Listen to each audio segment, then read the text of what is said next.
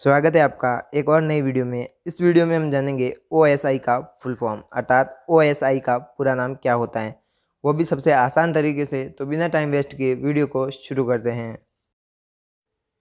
OSI full form O open, S system, I interconnection. तो OSI का full form हो जाएगा ओपन सिस्टम इंटरकनेक्शन। अगर आप कंप्यूटर, मोबाइल और टेक्नोलॉजी से जुड़ी वीडियो देखना चाहते हैं, वो भी बेसिक से लगाकर एडवांस तक, तो इस चैनल पर आपको ऐसी वीडियो मिलेगी।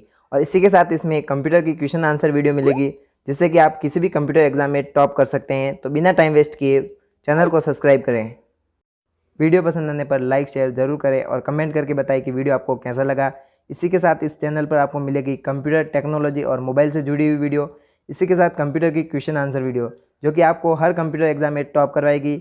तो तब तक के लिए सीखते रहिए ऐसा इंडिया के साथ। वीडियो देखने के लिए आपका दिल से धन्यवाद।